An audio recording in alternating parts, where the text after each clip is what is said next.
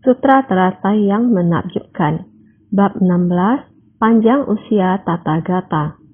Buddha merancangkan metode terampil untuk membuat orang meminum obat Dharma. Sinpasyang Sutra Teratai episode 1541. Pemikiran tidak konsentrasi, penuh pikiran keliru dan bukan-bukan. Niat pikiran terus berubah tak terkendali, bagaikan arus air yang deras.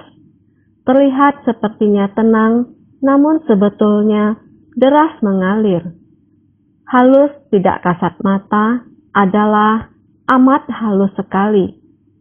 Menganggap ketidakkekalan sebagai kekekalan dan menjadikan penderitaan sebagai kebahagiaan, baik keberadaan maupun ketidakberadaan adalah ilusi. Inilah yang dinamakan kekeliruan. Kita harus bersungguh hati dan berusaha untuk memahami lebih mendalam. Pikiran kita, pemikiran tidak konsentrasi. Setiap hari kita harus selalu bertanya dan melihat ke dalam diri kita sendiri. Kapankah pikiran kita dapat tenang dan damai? Pikiran terkonsentrasi dan bebas dari gangguan? Coba pikirkan, apakah kondisi pikiran kita pernah seperti itu? Apakah kondisi batin kita dapat hening dan jernih? Sungguh sulit. Pemikiran tidak dapat konsentrasi, karena kita adalah makhluk awam. Apa yang harus dipelajari oleh makhluk awam adalah memfokuskan pikiran kita. Ini adalah keterampilan yang harus kita pelajari. Jika pemikiran kita tidak dapat konsentrasi, secara alami kita akan dipenuhi dengan pikiran keliru dan bukan-bukan. Pandangan dan konsep pemikiran kita sepanjang waktu dan secara terus-menerus tanpa putus. Pikiran kita selalu dalam kondisi bergejolak. Memikirkan ini, memikirkan itu, dan tidak dapat memfokuskan pikiran kita. Itulah sebabnya mengapa sering dikatakan kita harus melatih pikiran dan harus menjaga pikiran kita dengan baik. Hal ini sebenarnya tidak sulit. Hal ini sulit karena kita adalah makhluk awam. Jika kita tidak ingin tetap menjadi makhluk awam, maka kita harus membangun tekad yang kuat.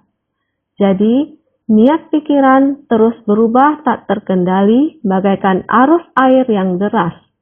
Karena jika niat pikiran kita selalu seperti ini, tidak dijaga dengan baik dan terus-menerus berubah, sebenarnya seperti air mengalir dari permukaan, air sepertinya terlihat tenang. Sebenarnya terdapat arus. Air terlihat tenang, namun terdapat pusaran air di bawahnya. Air di bawahnya berputar-putar. Maka dikatakan terlihat sepertinya tenang, namun sebetulnya deras mengalir. Karena pikiran kita terus-menerus berubah, terlihat dari luar orang ini sepertinya sangat tenang. Namun di dalam pikirannya bagaikan air yang mengalir deras.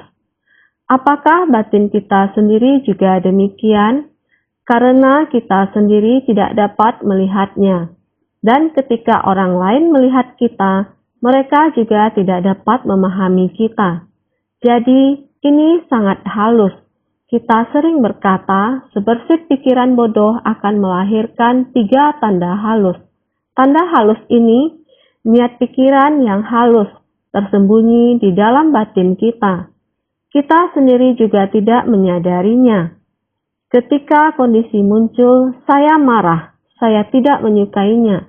Ketika kondisi lain muncul, oh, benda ini sangat cantik. Saya sangat ingin memilikinya.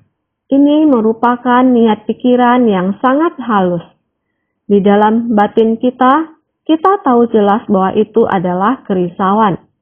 Jika itu kerisauan, maka kita harus memutuskannya. Namun niat pikiran itu tetap ada. Sungguh halus, tidak kasat mata. Orang lain melihat kita, dilihat dari luar tidak terlihat. Pikiran kita sendiri, kadangkala kita sendiri juga tidak memahami. Sudah jelas mengetahui kita harus memutus kerisauan, akan tetapi tidak memperhatikan. Kerisauan kita tersembunyi di dalam penyakit batin kita. Jika tidak senang, dalam sekejap saja akan muncul ke permukaan. Sebenarnya, sudah mengetahui kita harus mengasuh diri. Segala sesuatu jangan panik, segala sesuatu harus tenang. Jika rasa tidak suka itu muncul, perasaan benci semacam itu, rasa benci dan pikiran penuh amarah sudah muncul ke permukaan. Untuk dapat tenang mungkin agak sulit. Akan muncul perdebatan, muncul pandangan yang berbeda dan lain-lain. Etika seperti ini akan muncul. Ini disebut halus, tidak kasat mata. Halus dalam hal ini adalah sangat amat halus sekali. Amat sangat halus sekali. Hal ini diri sendiri pun tidak memahaminya, dan orang lain tidak dapat melihatnya. Kerisauan kita yang demikian berasal dari ketidaktahuan akan prinsip kebenaran, ketidakkekalan, penderitaan akan kekosongan. Kita sering berada di dalam 4 pandangan keliru. 4 jenis kekeliruan.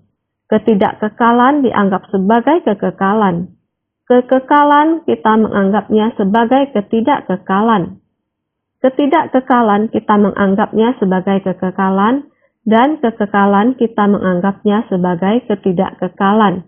Demikian terus berputar. Di dalam kekeliruan ini adalah penderitaan. Ketidakkekalan pada dasarnya menyebabkan penderitaan. Namun kita menganggapnya sebagai kebahagiaan. Siklus semacam ini di alam manusia bukan karena di kehidupan ini adalah manusia. Tidak perlu terburu-buru. Di kehidupan selanjutnya jika lahir sebagai manusia lagi, barulah melatih diri. Di kehidupan ini kita sendiri, bahkan bukan diatur oleh diri kita sendiri. Kehidupan berikutnya kemana kita akan pergi? Kita juga tidak tahu, karena sebersih pikiran bodoh akan melahirkan 3 tanda halus itu. 3 tanda halus inilah yang membuat kita tidak mampu stabil dalam hidup ini. Kondisi pikiran kita menjadi terganggu. Kondisi batin kita masih saja setelah melihat kondisi luar, maka pikiran kita akan muncul 3 tanda halus.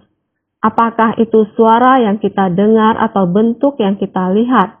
Hal itu membuat pikiran kita tidak bisa konsentrasi. Dalam kehidupan ini, kita tidak mampu untuk mengubah kesadaran menjadi kebijaksanaan. Kita masih terpengaruh oleh kondisi luar yang telah mendorong kita, dan kehidupan yang selanjutnya, kemanakah kita akan pergi? Benar-benar kita tidak mengetahuinya. Ini adalah benar-benar sangat tidak kekal. Seumur hidup ini, kehidupan kita masih ada berapa panjang? Juga tidak tahu. Kita menjadikannya seperti kekal. Seumur hidup ini, rencana kita 10 tahun kemudian, 20 tahun kemudian, 30 tahun kemudian, sampai umur saya berapa, sampai umur berapa, ini adalah tidak mungkin. Kita menjadikan ketidakkekalan sebagai kekal. Benar-benar sangat merasa bisa memperolehnya. Masa depan saya sendiri, saya sudah merencanakan demikian. Demikian karena berpikir ada cara mengendalikan diri sendiri. Saya tahun ini mau melakukan apa, tahun depan mau melakukan apa, saya sendiri pasti ada upaya melakukannya. Mencapai apa yang ingin saya lakukan ini. Kita hanya bisa merencanakan ke depannya. Kita harus selalu merencanakan setiap saat. Saya tidak mampu meneruskan lagi, maka ada orang yang bisa melakukannya. Harus ada persiapan yang demikian. Setiap hari mau melakukan perencanaan yang sesuai, tidak salah, namun juga mau melakukan hal ini. Tidak ada balasannya di kemudian hari. Di belakangnya masih ada orang yang bisa meneruskannya. Kita tidak perlu khawatir. Ini adalah kita harus mempersiapkannya. Setiap hari kita bisa melakukan perencanaannya. Mau mempertimbangkan masa mendatang, tidak salah. Namun, tidak pasti kita bisa melakukannya karena ketidakkekalan, namun kita harus mempersiapkannya dengan baik. Tidak karena ketidakkekalan kita membuat masalah berhenti, karena sering dikatakan semangat dan filosofi harus berlangsung selama-lamanya. Ingin agar dapat terus berlangsung, maka kita harus mengatur semangat dan filosofi ini. Yang di depan harus menjalankannya dengan baik, melakukannya dengan baik. Dan konsep pemikiran harus sistematis. Jika konsep pemikiran memiliki sebuah sistem, saat ini melakukannya dengan baik, dengan demikian memiliki prinsip juga permasalahan, membenahinya dengan baik. Maka setiap orang dapat mengikuti filosofi dan sistemnya ini, dan seterusnya berlanjut seperti ini. Yang demikian sudah benar. Hal yang benar, maka terus saja diatur seperti ini. Dan tidak perlu terus merencanakannya lagi. Saya akan terus ada dan hidup selamanya. Tidak mungkin. Ini semuanya harus berada dalam dunia nyata. Setiap saat berpikir mengenai ketidakkekalan. Oleh karena itu jangan menganggap ketidakkekalan sebagai sesuatu yang kekal. Mendapatkan sedikit saja, memiliki sedikit saja pencapaian, sudah menganggap bahwa ini adalah hal yang sangat membahagiakan. Sebenarnya, kita harus selalu waspada. Di dunia ini, memiliki artinya adalah keterlibatan. Ini pada dasarnya adalah demikian. Sekarang, berapa banyak perusahaan yang besar dan makin besar. Begitulah keduniawian ini. Terus-menerus terjadi pengembangan dan pengembangan di mana-mana. Menjadi orang yang pintar, lebih banyak mengembangkan. Demi karirnya terus-menerus dikembangkan tanpa henti. Ada berapa banyak tempat yang bisa dirinya sendiri urus, ada berapa banyak penerusnya, sebenarnya yang di belakang, anak kandungnya sendiri mungkin juga tidak bersedia atau tidak ada niat. Tetapi dirinya sendiri hanyalah demi rencananya sendiri, dengan demikian terus-menerus mengembangkannya. Benar-benar rencana ini, semangat dan filosofinya itu benar-benar tidak terbatas. Jadi sering dikatakan, filosofinya yang tidak terbatas ini, kita mau bagaimana untuk mengaturnya, agar membuatnya menjadi sebuah norma atau standar. Standarnya ada pada kita, benar-benar. Di dunia ini, bagaimana untuk memberikan manfaat bagi orang-orang, itu benar-benar ketiada batasan yang sesungguhnya. Sang Buddha berbicara tentang memiliki daya magis yang luar biasa. Sebenarnya, kekuatan gaib, semangat dan filosofi adalah tentang bagaimana terhadap masyarakat memiliki pengajaran yang terencana, bagaimana menyebarkan dharma selamanya, hal yang lancar dan benar, harus sebagaimana membuat semua orang agar bersama dalam satu tekad. Semua orang bersama dalam satu dharma semacam ini bisa memberi manfaat bagi kerumunan. Ini bukan pekerjaan yang dilakukan oleh satu orang, tetapi merupakan arah bersama dari semua makhluk di bumi. Ini merupakan ikrar Sang Buddha bersifat universal. Jagat raya sekalipun masih ada batasnya, namun ikrarku luas tiada terhingga. Para Buddha dan Bodhisattva memiliki ikrar seperti ini. Ikrar ini yakni datang dan pergi. Harus memahaminya hingga tuntas. Jiwa kehidupan kita yang sesungguhnya, maka itu adalah di dalam prinsip kebenaran, bukan di tubuh manusia atau fana ini. Tubuh fana selamanya adalah tidak kekal, tetapi setelah menjadi dharmakaya, jiwa kebijaksanaan kita barulah abadi selamanya. Semangat dan filosofi, pada makhluk awam kita menyebutnya semangat dan filosofi. Pada Buddha disebut Dharmakaya. Keduanya adalah sama, hanya saja Dharmakaya mengacu pada prinsip kebenaran yang sangat universal yang memenuhi seluruh alam semesta. Membicarakan mengenai manusia, semua orang mempunyai sifat hakiki. Hanya saja sifat hakiki manusia menerima pencemaran. Kerisauan telah mengubur sifat hakiki. Setiap individu, sifat tathagata dari individu menerima pencemaran. Sebenarnya kebenaran sejati dari alam semesta ini tidak ada batasannya. Jika semua orang dapat kembali menyatu dengan langit dan bumi, maka itu adalah mengembangkan bentuk kehidupan yang besar. Kekuatan hidup yang besar.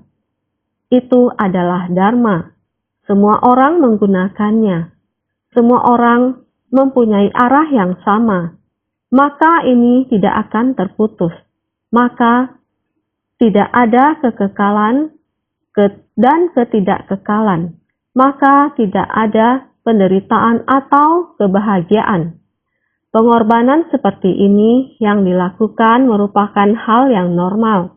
Ini jika dibahas sampai tuntas adalah seperti ini.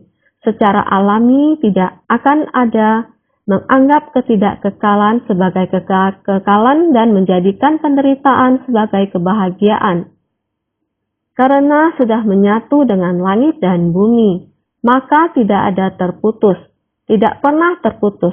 Secara alami, tidak akan ada kekekalan dan ketidakkekalan. Maka tidak ada penderitaan dan kebahagiaan. Jadi kita perlu bersungguh-sungguh untuk menghayatinya. Maka dari itu, baik keberadaan ataupun ketidakberadaan adalah ilusi. Inilah yang dinamakan kekeliruan. Baik keberadaan maupun ketidakberadaan adalah ilusi ini, ialah kekosongan sejati. Kekosongan sejati ini tidak ada apapun. Kita hanya terus untuk meletakkan kata benda di tempat tersebut. Kita hanya terus menganggapnya sebagai nyata. Maka ini adalah keliru atau terbalik.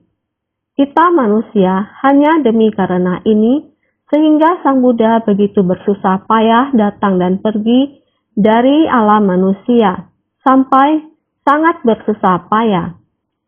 Meskipun makhluk hidup dalam waktu yang panjang dan lama, Sang Buddha terus datang dan pergi untuk membabarkan Dharma. Ada yang kesadarannya berubah menjadi kebijaksanaan, telah mengubah kesadaran menjadi kebijaksanaan di masa lalu, telah membangkitkan tekad. Tetapi tekad yang terbangkitkan itu, pelatihan diri, masih belum mencapai pencerahan sempurna tiada tara. Bodhisattva ini dengan tekad bodhisattva ada yang sudah sangat mendekati, ada juga yang masih mengikuti di belakang. Jadi ada pula bodhisattva pemula, dan ada juga yang baru mulai melakukannya dengan bersungguh-sungguh, sehingga dia telah diselamatkan. Sedang diselamatkan, belum disadarkan. Laksana sewaktu memulainya, sangat banyak yang akan hadir di tempat pelatihan. Dan para bodhisattva ini adalah bodhisattva yang telah diselamatkan. Tekad kebodhisattwaannya telah sangat kukuh dan teguh. Bahkan telah hampir menyerupai tercerahkan. Ini disebut telah diselamatkan. Tekad pencerahannya tidak bisa lagi terpengaruh dan sedang diselamatkan, yakni pada masa kehidupan sebelum-sebelumnya telah terus menjalin jodoh, memiliki jalinan, memiliki kondisi sehingga lahir pada kelahiran saat ini dapat dengan sangat cepat menerimanya. Tekad hatinya telah mulai memahaminya, yaitu Srawaka, Pratyeka, lalu mulai membangkitkan pintu hati bodhisattva. inilah sedang diselamatkan. Sebab dan kondisi telah masak atau matang, sedang diselamatkan. Bagaimana dengan belum disadarkan? Yaitu, pada waktu ini, meskipun telah dibimbing dan disadarkan, tetapi batin pencerahan masih belum teguh dan kukuh. Baru mulai menjalin jodoh untuk memasuki pintu dharma. Ini disebut belum disadarkan. Telah mencapai, sedang mencapai, dan belum mencapai. Telah diselamatkan, telah mencapai, sedang diselamatkan, sedang mencapai, belum disadarkan, belum mencapai. Urutan berbeda semacam ini, ada yang depan dan yang belakang. Sehingga para bodhisattva haruslah tiada hentinya terus datang ke dunia. Telah diselamatkan, telah mencapai. Mereka telah bisa membimbing atau menyelamatkan orang lain. Sedang diselamatkan, sedang mencapai. Masih harus datang ke dunia untuk membantu pencapaian mereka. Yang demikian masih belum 100% matang. Masih harus melanjutkan jalinan jodohnya. Oleh karena itu, beberapa hari ini kita sedang membahas tentang mereka yang belum kehilangan batin semula. Maka dari itu bisa, mereka adalah orang yang saat melihat obat ini saya sangat senang dengan obat ini. Saya hendaknya cepat-cepat minum obat ini. Walaupun sekarang tertular racun jahat yang lain, tetapi saya mengetahui ayah saya adalah seorang tabib terkenal. Ayah sudah kembali, cepat-cepat berkata kepada ayah, saya tidak berhati-hati, saya termakan racun jahat yang lain. Berharap ayah pulang dan secepatnya memberi saya makan obat, sehingga jiwa kehidupanku sehat dan melanjutkan jiwa hidup lagi. Ini berarti mereka yang tidak kehilangan batin semula adalah yang sedang dibimbing, yang jalinan jodohnya sudah matang, sehingga mereka yang tidak kehilangan batin semula, sekarang mereka bisa menjadi yang sedang dibimbing. Lalu, meskipun melihat ayah mereka telah pulang, sangat bersuka cita, tetapi saat ayah mereka meresepkan obat, mereka tidak mau atau menolak untuk minum obat.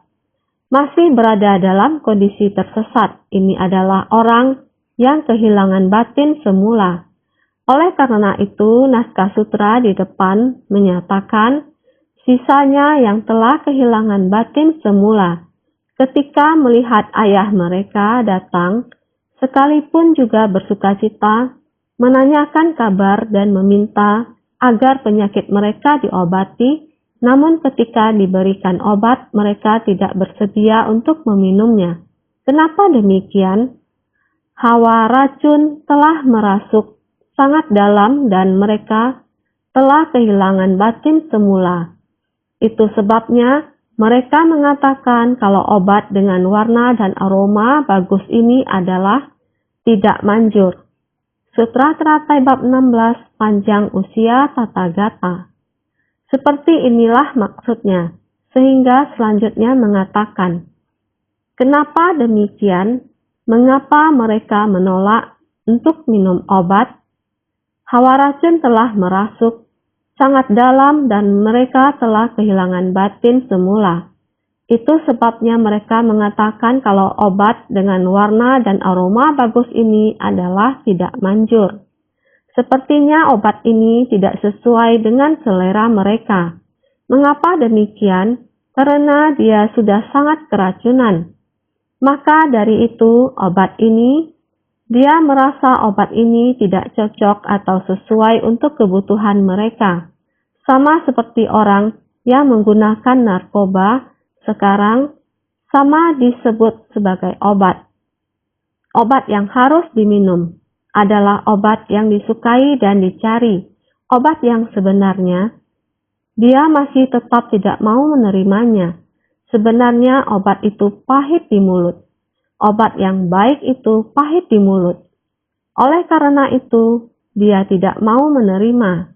Oleh karena itu, segala sesuatu di dunia ini tidak kekal adanya, semuanya memiliki kemunculan dan kelenyapan. Dikarenakan para makhluk memiliki berkah dan kebajikan sedikit, mereka melihat Buddha akan tetap berada di dunia. Sebagaimana biasanya, tidak akan memunculkan pemikiran kalau adalah sulit untuk bersua dengan Buddha, maka bertambah sombong dan malas, tidak mau tekun mempraktikkan dan mencari kemajuan, makanya dikatakan tidak bersedia untuk meminum obat. Kita harus sangat jelas terhadap ajaran Buddha. Segala sesuatu di dunia ini tidak kekal. Seharusnya kita mengetahuinya, karena Buddha ada di dunia. Sang Buddha sedang memberi dharma kepada para makhluk, tetapi dikarenakan para makhluk memiliki berkah dan kebajikan sedikit, mereka melihat Buddha akan tetap berada di dunia sebagaimana biasanya. Melihat Buddha muncul di dunia, dia menganggap ini sangatlah biasa. Tidak biasa bisa memunculkan perasaan sangat bersuka cita dan sulit untuk bersua dengannya. Dalam syair pembukaan Sutra Wu Zhi Tian, Dharma halus dan menakjubkan yang mendalam dan tiada bandingnya ini, selama miliaran kalpa juga sulit bersua dengannya. Ini mengungkapkan perasaan tulus di dalam batin. Memahami prinsip kebenaran tidak mudah untuk memperoleh prinsip kebenaran, apalagi ingin bertemu dengan Buddha. Mana mungkin semudah itu?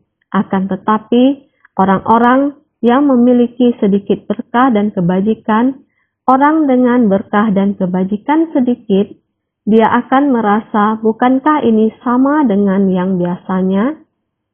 Tidak memiliki sikap tulus yang berasal dari dalam batinnya, yang akan dicarinya, mereka tidak mengetahui betapa berharganya Dharma.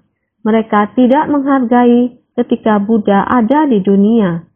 Pemikiran tidak akan memunculkan pemikiran kalau adalah sulit untuk bersua dengan Buddha semacam ini. Benar-benar sangat disayangkan. Hanya merasa sangat mengandalkan kemampuan. Toh ayah adalah seorang dokter. Ia akan terus berusaha. Hari ini tidak makan obat. Obat ini begitu pahit, saya tidak mau meminumnya. Mereka terus bersikap seperti ini. Mereka terlena dengan keinginannya. Sombong dan malas semacam ini mengandalkan kemampuan ayahnya yang seorang dokter. Masih ada, sehingga mereka memiliki sikap sombong dan malas. Naskah sutra ada satu bagian ini. Jadi, tidak mau tekun mempraktikkan dan mencari kemajuan. Dengan sendirinya dia tidak akan dengan sangat tekun dan memanfaatkan waktu. Tidak tahu bahwa hidup manusia tidak kekal, tidak bisa untuk menghayati bahwa hidup manusia tidak kekal. Sehingga ketika melihat Dharma, dia akan berpikir bahwa tunggu saat saya ingin mempelajarinya, tunggu saat saya ingin melakukannya. Semua ini adalah orang-orang ini tidak tahu akan ketidakkekalan. Sehingga dia akan tidak mau tekun mempraktikkan dan mencari kemajuan. Makanya dikatakan, tidak bersedia untuk meminum obat, inilah yang membuat Sang Buddha merasakan sangat sedih hati. Sehingga dikatakan, sang ayah berpikir demikian. Para putra ini patut dikasihani. Dikarenakan terkena racun, batin mereka penuh kekeliruan. Sutra Teratai bab 16, panjang usia Tathagata. Batin anak-anak ini telah penuh kekeliruan. Ayahnya ini yang merupakan seorang tabib, batin meskipun merasa sangat berbelas kasih, tapi juga sungguh tidak berdaya, karena anak-anak melihat anak-anaknya yang memiliki tabiat terjerumus dalam racun jahat. Tabiat buruk dari racun jahat ini telah merasuki anak-anak dengan sangat mendalam, sehingga sekarang mereka tidak akan mendengar apa yang dia katakan. Mereka tidak dapat mengerti, karena mereka sudah kehilangan batin semula mereka. Anak-anak ini sudah menjadi sangat bingung. Tidak peduli Anda mengatakan kata-kata baik apapun, mereka tidak akan mendengarnya atau tidak bisa dinasihati. Ini sudah mustahil. Tidak memiliki sebab dan kondisi untuk menyelamatkan mereka pada saat itu. Jadi karena mereka kehilangan batin semula mereka tidak memiliki pikiran benar lagi. Semuanya ini telah berada dalam kekeliruan. Buddha hanya bisa merasa tidak berdaya, merasa iba yang sangat-sangat mendalam, hanya bersedih hati, tidak berdaya. Sang ayah berpikir demikian, para putra ini patut dikasihani, dikarenakan terkena racun, batin mereka penuh kekeliruan. Sang ayah tabib menaruh belas kasihan, melihat anak-anaknya diracuni racun jahat dan kehilangan batin semula. Dalam batin tiada lagi pikiran benar dan semuanya keliru. Makanya merasakan iba yang mendalam. Meski bersukacita melihatku, serta memintaku untuk menolong dan menyembuhkan mereka, namun tidak bersedia untuk minum obat sekaligus sebagus ini. Sutra Teratai Bab 16 Panjang Usia Tathagata. Hanya bisa berkata, Anda harus memberi pemberkatan kepada saya. Buddha, Anda tolonglah saya. Hanya bisa demikian. Ayahnya adalah seorang tabib. Hanya bisa berkata bahwa jika sewaktu penyakit keracunan saya kambuh, sungguh menderita. Ayah, tolong cepat meresepkan obat untuk saya. Tetapi ketika ayah mereka telah membuka resep obat, merasa bahwa obat ini tidak sesuai dengan selera saya. Lalu dia tidak bersedia untuk memakannya. Prinsip yang sama atau obatnya pahit, mereka tidak mau memakannya. Seperti saat ini, kita memberikan obat kepada anak-anak kita, meskipun ayahnya adalah seorang tabib, terhadap anak-anak yang kecanduan narkoba, anak-anak yang memakan obat terlarang, beliau juga sangat tidak berdaya. Ini benar-benar para makhluk keras kepala. Meski bersukacita melihatku serta memintaku untuk menolong dan menyembuhkan mereka, namun tidak bersedia untuk minum obat sebagus ini. Sebagai perumpamaan, walaupun mereka bersukacita bertemu dengan Buddha dan memohon agar diselamatkan dan dilindungi, maka akan tetapi mereka ternyata tidak mau mengamalkan dharma benar ini. Bersukacita melihat Sang Buddha memberi pengajaran kepadanya, memberikan arah bimbingan, namun mereka tidak mau berjalan mengikuti arah petunjuk ini. Juga sendiri tidak mau mempraktikkan dalam tindakan nyata untuk membuka jalan ini. Di dalam hati sendiri, di dalamnya masih penuh dengan rumput liar dan kegelapan batin. Mereka tidak mau tekun bersemangat dan penuh perhatian. Prinsip kebenaran yang sama, tidak mau tekun bersemangat dan penuh perhatian sejenis ini, seperti terkena racun penyakit, tidak ingin minum obat. Hal yang sama, kita para praktisi, di dalam batin kita memiliki noda batin. Jika kita tidak ingin berusaha keras melenyapkan noda batin dan kerisauan ini, Sang Buddha juga tidak berdaya. prinsip kebenaran yang sama. Naskah sutra selanjutnya mengatakan demikian. Aku sekarang seharusnya merancangkan metode terampil untuk membuat mereka minum obat ini. Ketika ia berkata, engkau sekalian hendaknya tahu kalau aku sekarang sudah tua dan lemah, ajalku segera tiba. Obat bagus ini kutinggalkan di sini, engkau boleh mengambil dan minum. Jangan khawatir tidak sembuh dari penyakit. Sutra Teratai bab 16, panjang usia Tathagata. Artinya adalah, anak-anak ini, ramuan obat sudah dibuka, mereka malahan tidak mau meminumnya.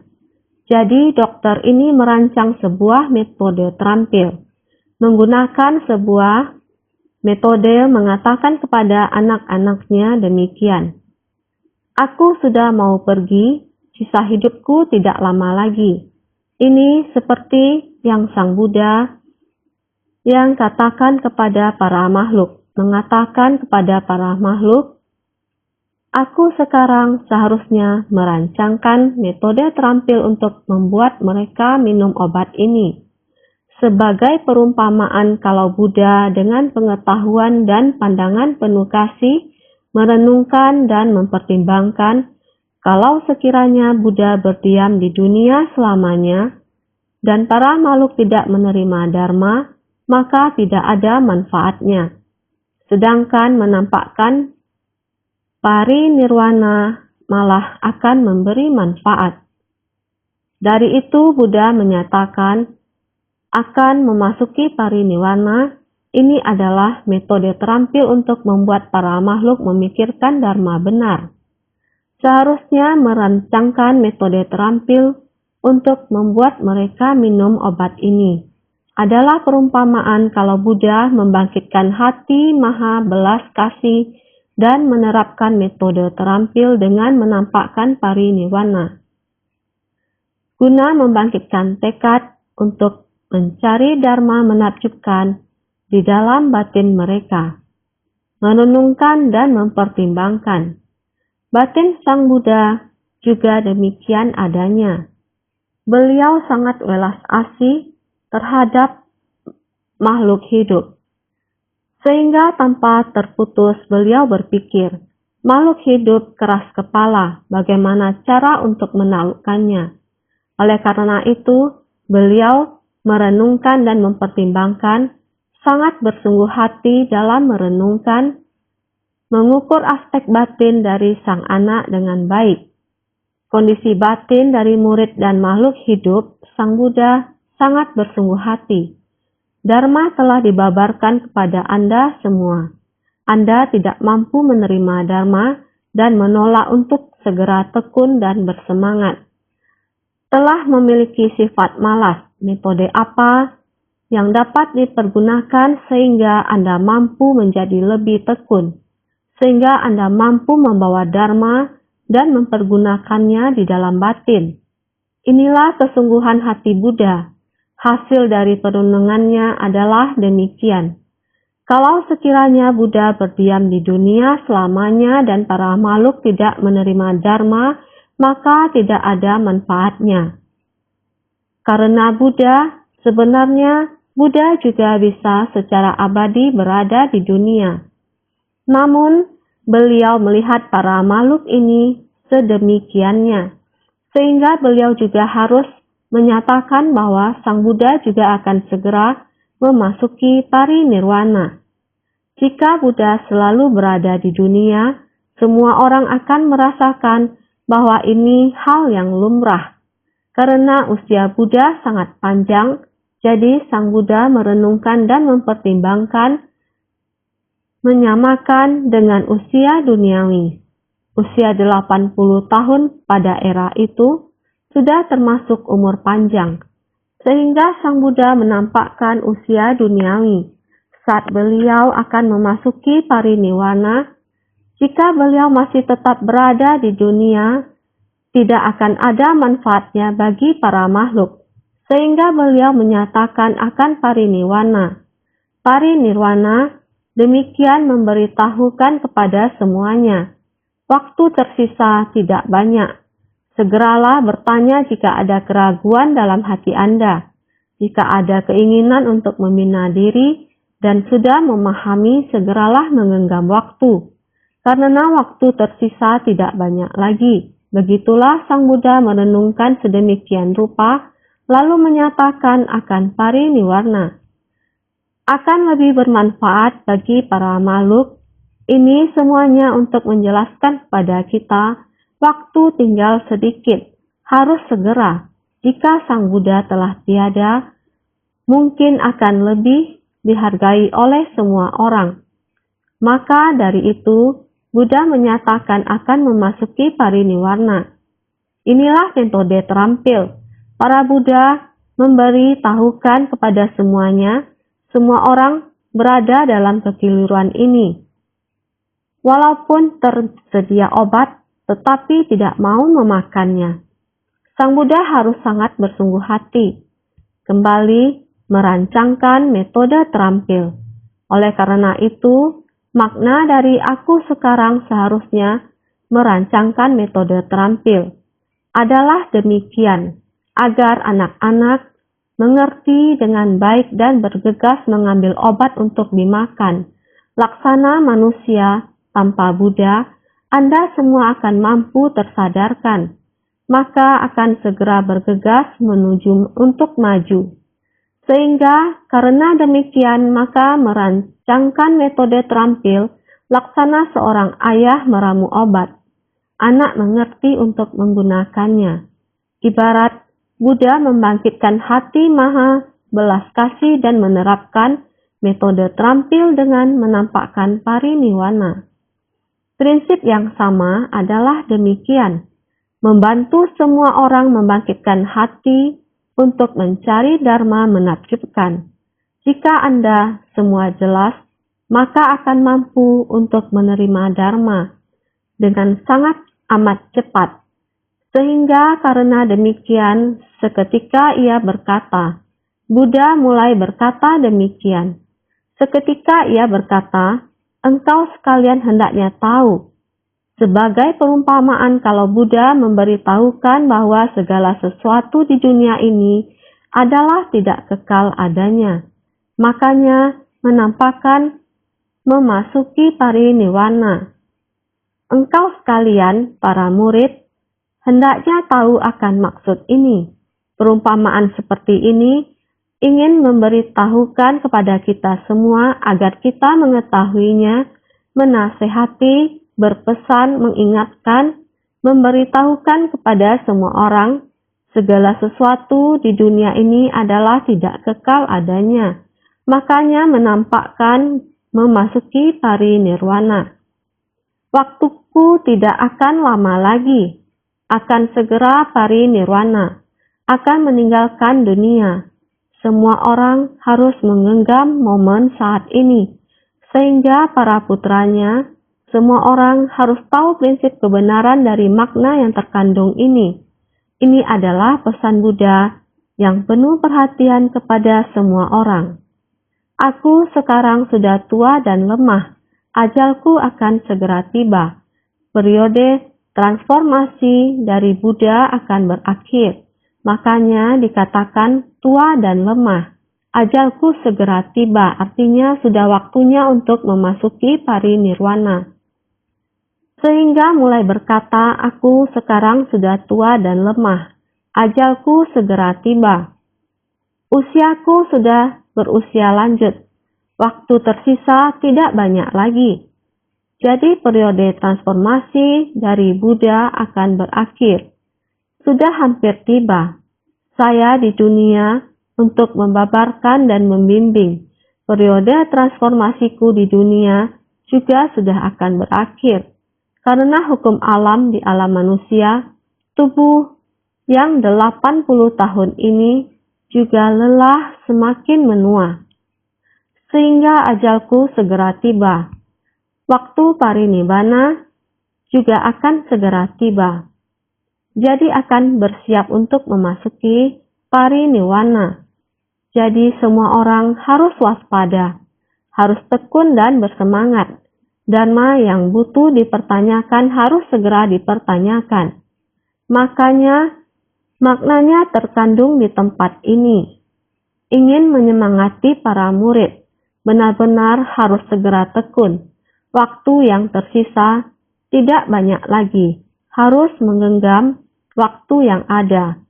Sehingga obat bagus ini kutinggalkan di sini. Obat bagus ini mampu menyembuhkan penyakit, tetapi rasanya pahit. Obat ini dipastikan memberi manfaat pada orang.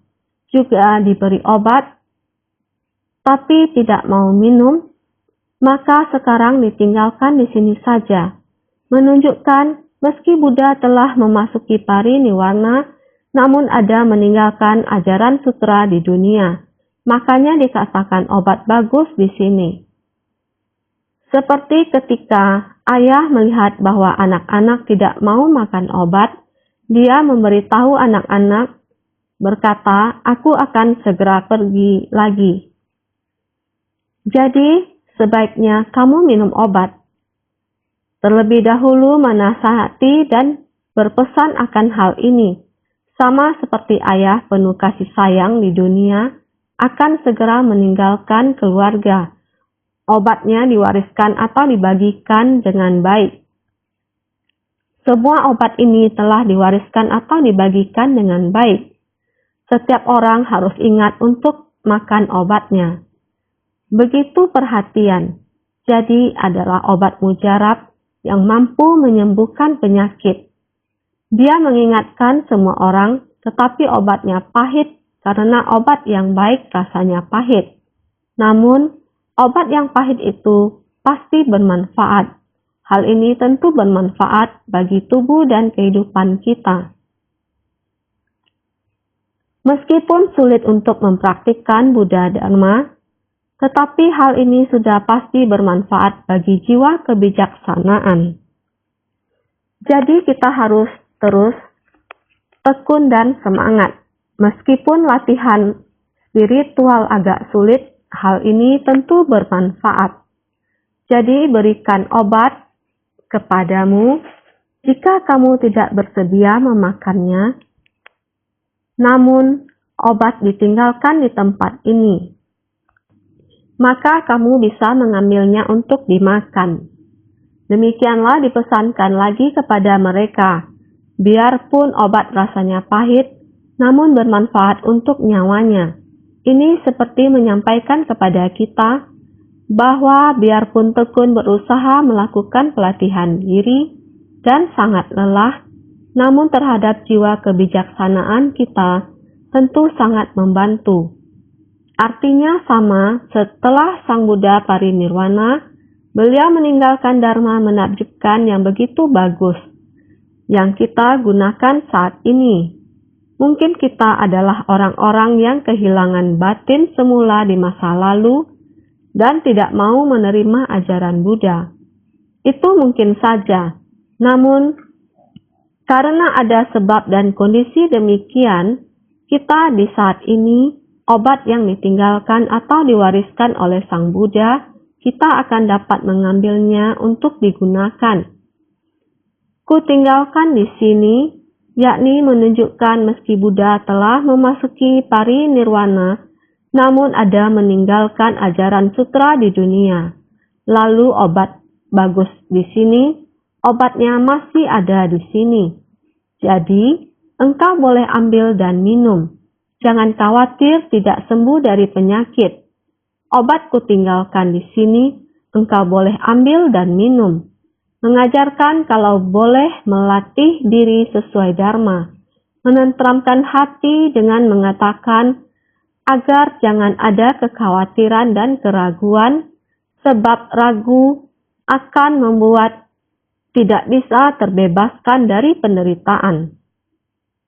Obat ada di sini. Ingat, bila ayah tidak ada, kamu yang sakit harus segera makan obat. Ini menggunakan sikap welas asih berpesan pada anak, untuk membuat anak mengetahui ayah yang akan segera meninggalkannya, memikirkannya dengan penuh kerinduan. Ayah yang tidak rela juga hendak meninggalkan keluarganya dia akan muncul perasaan yang memikirkan dengan penuh kerinduan. Ayah akan pergi meninggalkan rumah, sehingga ayah berpesan dia masih mengingatnya, sehingga mengajarkan kalau boleh melatih diri sesuai dharma, seperti Buddha mengatakan pada semua orang, saya akan memasuki pariniwana. Dharma, di kemudian hari, semua orang harus menggunakannya. Bila kita menggunakan dharma, sama sekali tidak boleh ragu. Menggunakan dharma ini, ajaran Buddha di dunia, kamu meyakini dharma, sama sekali tidak boleh ragu. Ragu akan dharma ini tidak ada gunanya bagi kita. Pasti ada gunanya, jangan ragu. Karena sebab ragu akan membuat tidak bisa terbebaskan dari penderitaan. Bila kamu ragu, obat yang kamu gunakan juga tidak akan sembuh. Penderitaan karena sakit tidak akan terlepaskan. Arti dari bait ini, bila kita benar-benar memahaminya, menghayatinya, semestinya kita bisa sangat jelas. Kita harus bersungguh hati. Pemikiran harus difokuskan. Bertekad hati makan obat ini, kita baru bisa meninggalkan pikiran keliru dan bukan-bukan. Kita harus bersungguh hati. Pikiran harus berkonsentrasi. Dengan keteguhan hati menggunakan obat demikian, barulah kita bisa untuk meninggalkan pikiran keliru. Kalau tidak, dalam batin kita terlihat sangat tenang, sebenarnya pemikiran dalam hati dari pagi sampai malam hari tidak tenang, tidak dapat stabil, sehingga semua orang harus senantiasa bersungguh hati. Menerima dharma, kita telah menerima dharma. Harus meyakini secara mendalam, jangan curiga.